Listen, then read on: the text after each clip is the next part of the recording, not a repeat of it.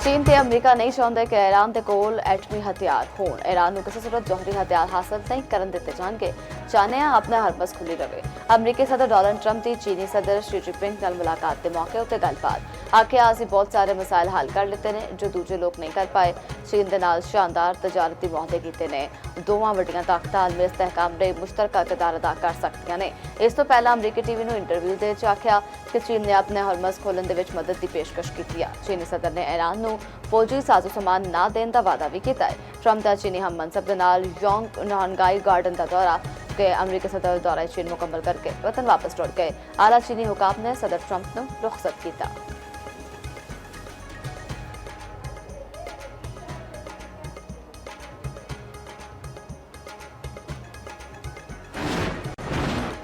चीन का ईरान के नाल मुज़ाकराती अमल जारी रखन देरपा ते शामिल जंगबंदी ते जोर। तर्जमानी चीनी वजारत खारजा का आखना है ईरानी जौहरी मसाइल उत्ते सारे फरीकैन के तहफ़्फ़ुज़ात नूं मद्देनज़र रखा जाना चाहिए है।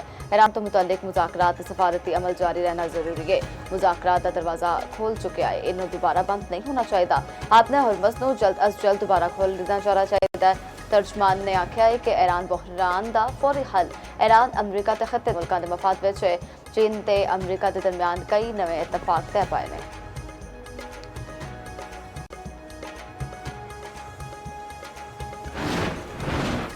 ईरान के मामले उत्ते चीन की मदद की जरूरत नहीं। अमरीका ईरान के मामले उत्ते चीन की मदद नहीं मंग रहा ते ना ही इसकी जरूरत है। चीन अपने हरमस नूं अस्करियत का मरकज बनाने के हक विच नहीं। अमरीकी वज़ीर खारजा मार्को रूबियो ने आख्या कि चीन अपने हरमस विच टोल टैक्स लाने के खिलाफ है। यह साडा मौकफ है। ट्रंप ने वाजे किया कि ईरान अमरीका की अंदरूनी सियासत का इस्तेमाल करके उन्होंने बड़ी डील से मजबूर नहीं कर सकता।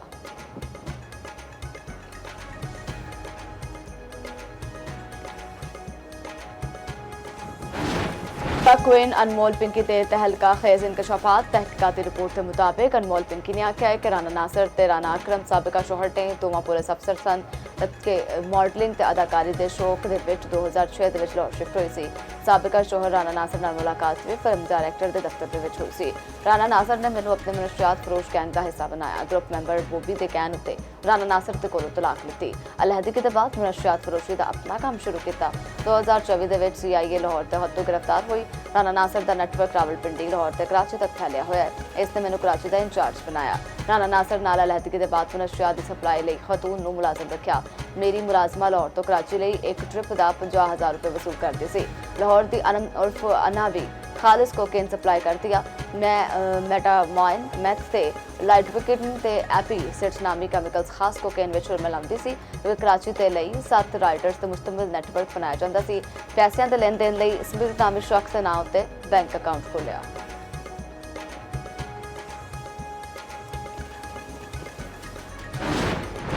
वज़ीर-ए-आज़म शहबाज शरीफ के नाल चीनी कारोबारी वक्ती मुलाकात। IBI बीजिंग यूनाइटेड टेक्नोलॉजी के बानी समेत 11 रुकनी वक्त ने मुलाकात की। शहबाज शरीफ ने आख्या कि IBI ग्रुप का पाकिस्तान के डिजिटल इकोनॉमी हैडक्वार्टर के क़याम का फैसला खुशनुमा है। IBI डिजिटल मुआशत विच तावन सरमायाकारी ते सनती इश्तराक नूं फरोग देवेगा। सदर शी जिनपिंग की मुतबराना क़यादत विच चीन की शानदार तरक्की नूं सराहिया। आख्या पाकिस्तान ते चीन के दरमियान तारीखी ताल्लुकात कायम ने। रवा महीने के आखिर दे विच दौरा चीन के मुंतजरा।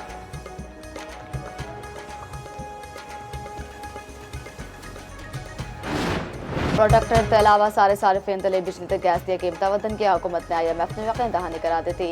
हुकूमत ते IMF के दरमियान बजट उत्ते मुज़ाकरात जारी। तवानाई शोबे विच इस्लाहात गर्दिशी कर्जे विच कमी ते आइंदा माली अहदाफ उत्ते तफसीली ब्रीफिंग। नेपरादी समाही टैरिफ एडजस्टमेंट्स ते वहाना फ्यूल चार्जेस एडजस्टमेंट पर वक्त नाफिज रहेंगे। हुकूमत ने आलमी तवानाई कीमतां दा मुकम्मल बोर्ड सारिफिन तक मुंतकिल करने की पॉलिसी बरकरार रखी है।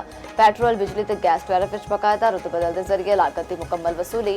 कमजोर ते घट आमदन तबके नूं टारगेटेड सब्सिडी दी जाएगी। हुकूमत IPPs जुर्माना अदायगियां ते तस्फीए तो खत्मी शक्ल देने विच मसरूफ है। तवानाई इस्लाहात दे नाल बिजली निज़ाम की कारकर्दगी बेहतर ते नुकसानात विच कमी दी तवक्को है। बिजली की तरह गैस सैक्टर का गर्दिशी कर्ज भी पब्लिक करने की यकीन दहानी।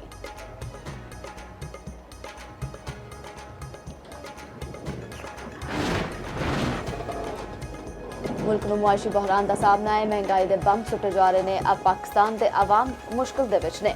मुआशी मुश्किलात दे विच इजाफा नजर आ रहा है, कमी नहीं। आने वाले बजट दे विच होर मुश्किलात होणगियां। Chairman Peoples Party Bilawal Bhutto Zardari दी पार्लीमेंट पार्टी इजलास दे बाद मीडिया नाल गलबात आखदे ने अमरीका ईरान जंग ते मुज़ाकरात तो मुतअल्लिक मैनूं कोई पेशकश नहीं कीती। हुकूमत दे नाल बजट मुज़ाकरात लई पीपल्स पार्टी दी 4 रुकनी कमेटी तश्कील। बिलावल भुट्टो अज्ज एक रोज़ा दौरे उत्ते कोयटा अपड़नगे। पीपी चेयरमैन तरक्याती मनसूबियां दा इफ्तिताह करनगे। अमन अमान दे हवाले नाल ब्रीफिंग भी दित्ती जावेगी।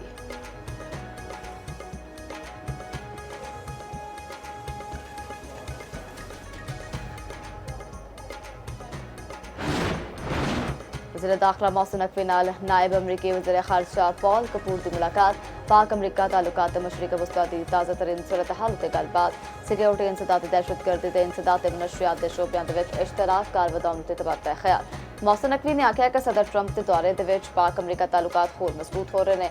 पाकिस्तान ते अमरीका दे दरमियान बराह रास्त परवाज़ां दा छेती आगाज़ चाहने आ। मशरिक़ वस्ता दे तनाज़े दे देरपा अमन ते हल दे लई पुरुमीद आ।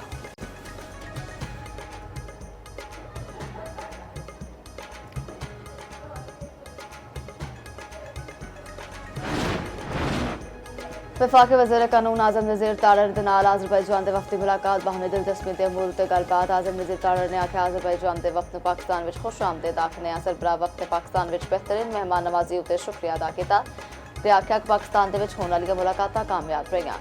इंसाफ ते शोबे विच दोवां ममालिक तावन कर सकदे ने।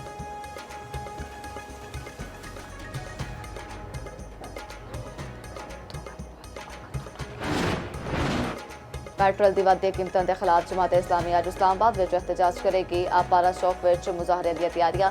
अमीर जमात इस्लामी हाफिज नईमुर रहमान आखदे ने कि लेवी दा पेट्रोल की कीमत नाल कोई ताल्लुक नहीं। हुकूमत महज आवाम नूं धोखा दे रही है। हुकूमत ने पेट्रोल नूं IMF अहदाफ पूरा करने का जरिया बना लिता। 117 रुपए लीटर लेवी आवाम तक पहुंचे फौरी खत्म किया जाए। मुतालबात पूरे ना होए तो मुल्क तहरीक चलेगी।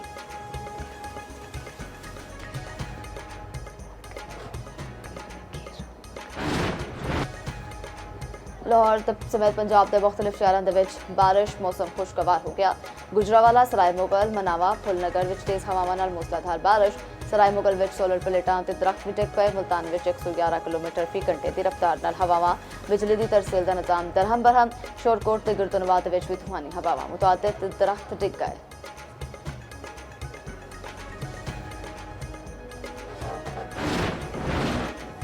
ईरान ने अपने हरमस तो चीनी जहाज़ों को लंघन की इजाजत दे दी है। ईरानी पासदारान ने इनकलाब की तस्दीक आख्या कि ईरान के फैसले नाल ही चीनी बहरी जहाज़ ईरानी इंतजामी प्रोटोकॉल के मुताबिक गुजरना शुरू हो गए हैं।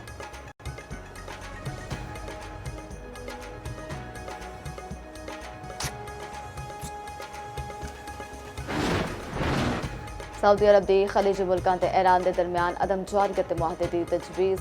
बरतानवी अखबार फाइनेंशियल टाइम ने वड्डा दावा कर दिता। आख्या खलीजी रियासतों को तशवीश है कि जंग के बाद सख्त गैर ईरान का सामना करना पै सकता है। खिते में अमरीकी फौजियों की तादाद भी घट हो सकती है। मुतअद्दिद यूरोपी ममालिक से यूरोपी यूनियन सऊदी तजवीज़ के हामी ने। सऊदी अरब ने तजवीज़ उत्ते इत्तेहादी मुल्कों नाल गलबात भी की। तजवीज़ का मकसद जंग के बाद खिते में कशीदगी घट करने उत्ते गौर करना है।